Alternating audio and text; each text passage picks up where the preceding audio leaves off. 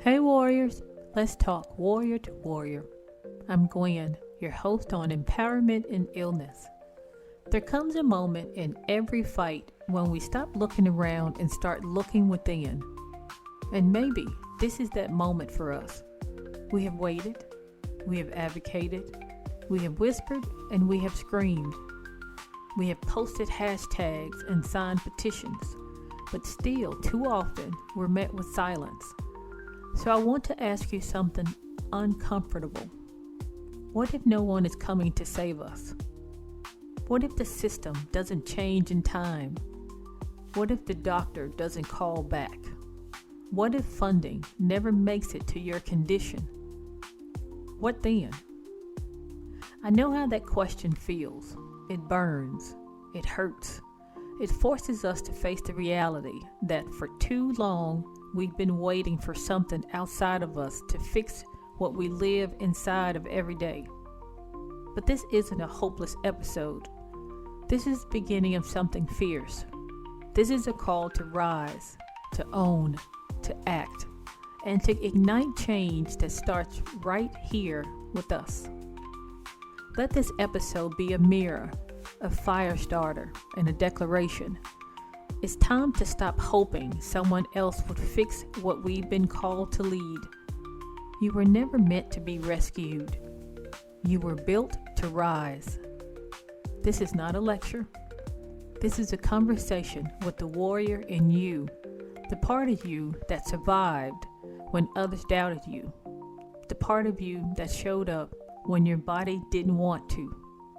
Let's awaken that part today. I want to take you back to a moment that broke me.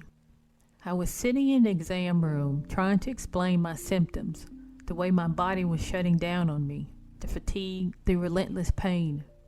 And the doctor looked at me and said, "Maybe it's just stress." I had lupus, but I walked out of that room feeling like I had a label: dramatic, emotional, hysterical. And it took everything in me not to believe him. It took everything in me to advocate for a second opinion, and then a third. If this has ever happened to you, know this. The dismissal isn't your fault, but your voice. That's your weapon, not to attack, but to defend, to demand, to declare. I deserve care. I deserve to be heard. I deserve to be here. Let's talk about how often we soften our words to be palpable, how we censor our pain to make it easier for others to hear. But our survival doesn't need to be shrink-wrapped into politeness. You can be firm and still be kind. You can be assertive without apology. There is no prize for being the most agreeable patient, only further delays in your care. Sometimes we internalize the disbelief and think our pain must be our fault. That's what silence does. It convinces you that your pain has no place. But here's the truth. Your story doesn't need to be validated by anyone else to matter. You get to speak. You get to push back. Here's a powerful exercise. Write down what you would say if you weren't afraid of being dismissed. Speak it out loud to yourself in the mirror. Reclaim your voice. Rehearse it until it doesn't tremble. Start with small steps. Write down your symptoms in advance. Use the phrase, "I need to be taken seriously." Bring someone with you who can advocate if you're too fatigued. Say, "That doesn't feel right. Can you explain why you believe this is the cause?" Push back, not with anger, but with evidence and truth. Because silence has never saved us, but courage has. And today, your voice is your first act of revolution. Here's what I've learned. If we keep waiting for the system to care, we'll be waiting forever. Healthcare is not built for the chronically ill. It's built to patch, not to understand, to treat, not to believe, to build, not to heal. So what if instead of begging to be seen, we built something that couldn't be ignored? We have platforms. We have podcasts. We have social media. We have each other. Peer-led education, support groups, symptom trackers, advocacy campaigns, wellness centers. We are building new infrastructure under the rubble of what failed us. Do you see the power in that? The raw, brilliant power of community-driven care? This podcast, this movement, this mission, it is the start of a system built by survivors, built by those who've been silenced and are now speaking. We are no longer just patients. We are leaders, builders, change agents. The entire healthcare revolution is already happening, and it's happening at our kitchen tables, in our group chats, on our TikTok videos, and our stories. You don't need to be a doctor to educate. You don't need a nonprofit to build community. You don't need 1 million followers to start a ripple. Stop asking permission to make noise. Start taking space. This is our collective medicine. This is what healing looks like when we stop waiting and start becoming. A garden doesn't need permission to grow through concrete. And we're those wildflowers. And wildflowers grow where nothing else survives. Now ask yourself, where can I plant seeds? Who can I water? What system can I help dismantle by showing up fully as myself? Because we're no longer waiting for the system. We are building a new one. Let's be real. Being an advocate is exhausting, especially when it feels like you're doing it alone. You post about your condition and no one likes it. You explain your symptoms and people change the subject. You fight for accommodations and you're met with rolled eyes or budget cuts. And slowly, you start to wonder if it's worth it. If anyone cares, if you're just shouting into the void. You're not. But invisible armies don't win wars. We need to be seen. We need to support each other out loud. We need to find our people and lock arms with them. That's how movements are built. Not by 1 million solo voices, but by the chorus that refuses to go silent. You don't have to be perfect to be powerful. You don't have to have a fancy title to create change.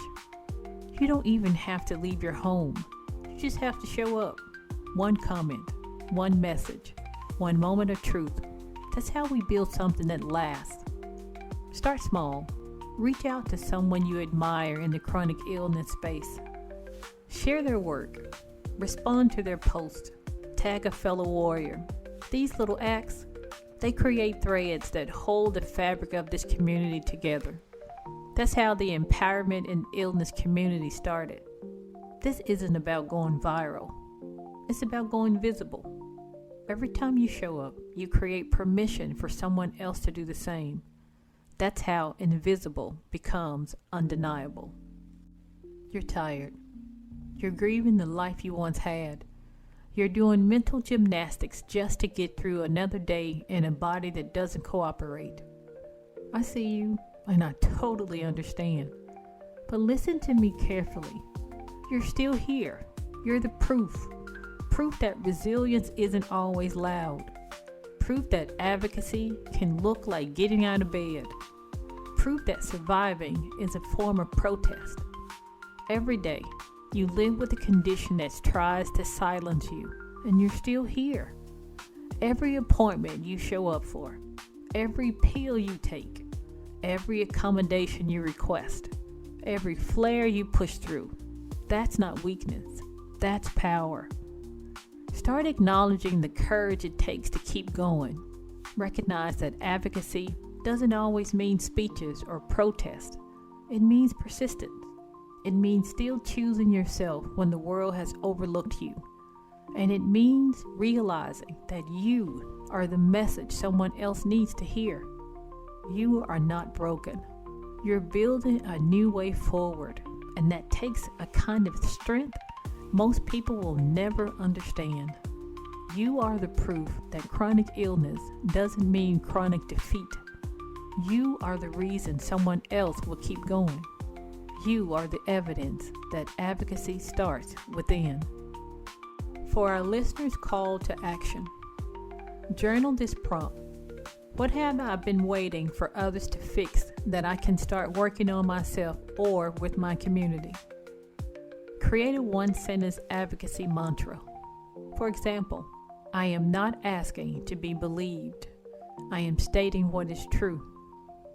Find one ally, a friend, an online group, a coach, a listener from this community. Connect, ask, offer. Speak once this week. Share your truth publicly. Tell your doctor. Write a post. It doesn't have to be perfect. It just has to be real. Create your personal healthcare folder. Include diagnosis, medication, symptom trackers, and advocacy notes. Empower yourself with knowledge.